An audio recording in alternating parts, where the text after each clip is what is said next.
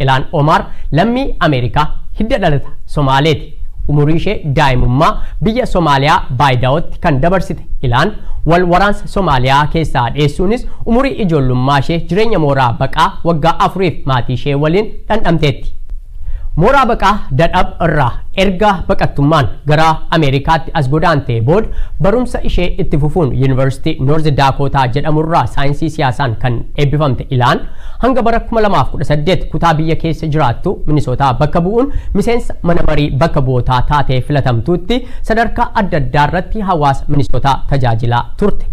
Ilaan Omar seenaa Ameerikaa keessatti lammii Ameerikaa hidda dhalata Somaalee dubartii Musliimaa yeroo duraatiif mana marii bakka bu'oota uummataaf filatamte yoo taatu filamuu ishee qofaa otoo hin taane huccuu amantii haguuggatanii waltajjii mana marii bakka bu'oota uummataa Ameerikaa irratti dhiyaachuun waggaa 181 erga dhorkamee booda Ilaan Omariif jecha hayyamame akka Washington Post gabaasetti.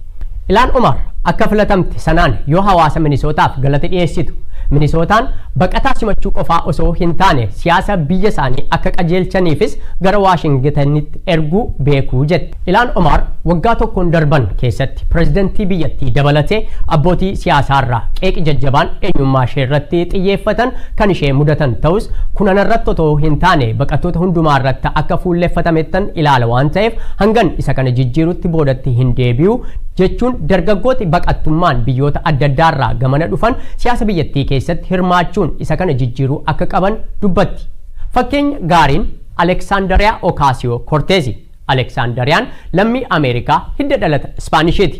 Ameerikaa keessatti miseensa bakka bu'oota uummataa nama umriin xiqqaa yoo taatu yoo koonyaa keessatti dorgomte bakka buutee mana maree bakka bu'ootaa uummataaf filatamtu umriin ishee ganna 29 ture. Kunis fagoo otoo hin taane bara darbe ture jechuudha bara 2018. Aleksaandariyaa Ocasio-Cortez digrii jalqabaa qofa nama qabdu yoo taatu akka kolleejjii irraa eebbifamtee baateen mana nyaataaf dhugaatii achuma magaalaa New York keessatti argamu keessaa keessummeessituu ta'uun nyaataaf dhugaatii keessummeessaa hanga miilli ishee ijaajjuu dadhabee rommutti guyyaatti sa'a 18 hojjetaa turte. Aleksaandariyaan yeroo haasoftu hojii ishee kana akka baay'ee jaallattu dubbatti. Nyaataaf dhugaatii keessummeessuu koo caalaa mul'ata ani bor biyya kanaaf qabutu irra madaala waan ta'eef hojii koo keessatti egeree koo ilaalaan hojjechaa ture jetti. Aleksaandariyaan har'a namoota akka ishee manneen nyaataaf dhugaatii Ameerikaa keessa hojjetaniif mudhii qabattee nama falmaa jirtudha. Aleksaandariyaa Ocasio-Cortez. Fair wages, and we talk about the need for a fair wage, it is so real, the amount of exploitation and harassment and labor violations that you will endure for the sake and the structure of tipped work. In the federal tipped minimum wage is $2.13 an hour. That is unacceptable. Aleksaandariyaan qilleensa addunyaa jijjiiruuf yaada Green New Deal jedhu yoo dhiyeessitu pirezidantiin biyyattii akka malee Aleksaandariyaan morkatan Donald Trump namni baasii $1 tiriliyoona nu baasisuuf dimokiraatota dhibbaa ol ta'an of duuba hiriirsee yaada kana dhiyeessuun sochii jalqabe kun nama umriin ganna 29 qopheessituu dhugaatiitii jedhanii itti qoosuu yaalanis ciigoo pirezidantichaa garuu Aleksaandariyaan duubatti hin harkifne.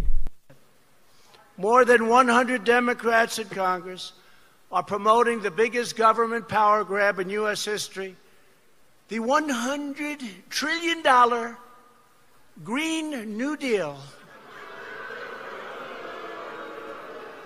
proposed by a wonderful young bartender, 29 years old. 29. No, I like her. She's 29 years old. Hasan Trump Aleksaandariyaa hamleen tuqne matumaayuu hojii hojjettanitti boonuu qabdu kaayyoof karoora isin biyya keessaniif qabdan hojii isin har'a hojjechaa jirtaniin madaalamuu hin danda'u jechuun dargaggoota onnachiifte Aleksaandariyaan. I'm proud to be a bartender. Ain't nothing wrong with that. There's nothing wrong with working retail, folding clothes for other people to buy. There is nothing wrong with preparing the food that your neighbors will eat.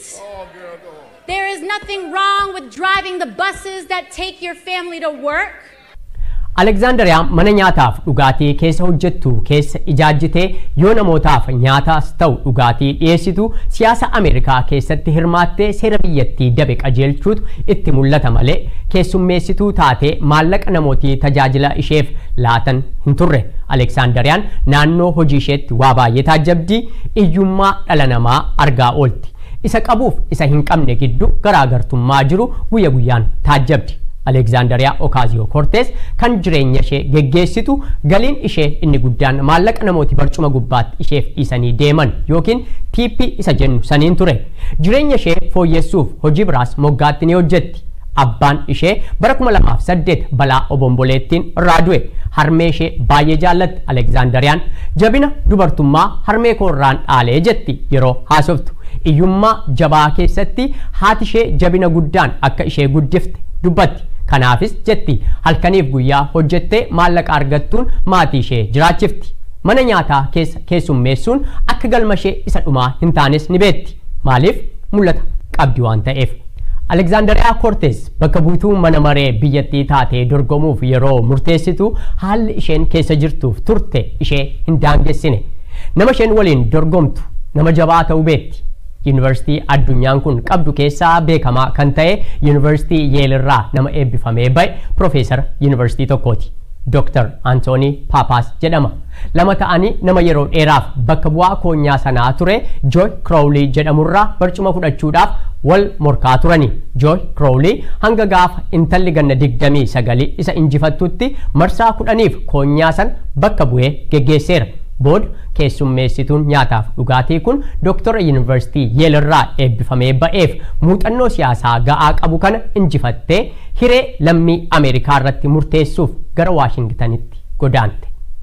Har'a intalli ganna 29 Alexandria Cortez nama yeroo dheeraaf miseensa bakka bu'oota uummataa kan koonyaa New York ture Joy Crowley injifachuu qofaa osoo hin taane namoota bara dheeraaf siyaasa Washington DC keessatti dhageettii guddaa qabaniif hiree biyyattii murteessaa turan hedduutti mata dhukkubbii ta'uun seerota hedduu fooyyessuu keessatti shoora olaanaa qabaachaa jirti. Alexanderiyaan mul'ata ishee dhugoonfachuun gamatti isaan dimokiraatotaaf illee injifannoo guddaa fi abdii jabaa taateefii jirti. Alexandria Cortez baatii amajjii keessa hojii ishee eegaluuf yoo gara DC'tti imaltu yeroodhaaf waan ittiin Washington DC keessaa mana kireeffattullee akka hin qabaanne Twitterii ishee irratti barreessitee turte. Abbootiin qabeenyaa hedduun bakka barbaaddee filattee akka jiraattuuf harka dursanii diriirsaafii turan. Har'a shamarran 4 siyaasa biyya Ameerikaa jijjiiraa jiran keessaa Alexandria Ocasio-Cortez nama tokko yoo taatu arfan isaanii kun maqaa The Squad jedhamuun Ameerikaa keessatti beekamu. Alexandria Cortez kaleessa mana nyaataa keessa keessummeessiti. Har'a garuu miindaan ishee waggaatti $174.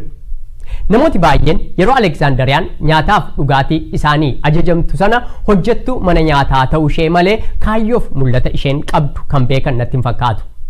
Har'a hiree abbootii qabeenyaa New York hedduu kan murteessu intala kaleessa nyaataaf dhugaatii isaanii ajajamaa turte kanadha. Isaanis intala ofii guddisan jireenya rakkinaa argite sagalee isaaniitiin bakka mul'ata ishee geesse kana akka haaraatti hammatanii wajjin suuraa ka'uun milkoomina ishee maatii ishee waliin kabajanii fi bakka buutuu keenyaa jechuun eebbisanii gara Waashingtanitti geggeessan malee kaleessa ishee yaadachiisanii ga'umsa ishee gaaffii keessan galchine. Har'aaf boriin keessan kaleessa keessaniin hin murtaa'u waan ta'eef milkoomina keessan har'aatti hinaafanii warra kaleessa keessan isin yaadachiisuu barbaadan waliin yeroo keessan hin gubinaati darbaa gara mul'ata keessanitti tarkaanfadhaa. Kamna turre silaa biyya kan badhaate nuttumaa waamamu qophaan keenya taate duyti biyya keenya yoom takkaa nu baatte hambatu foonis ejire irratti nyaate.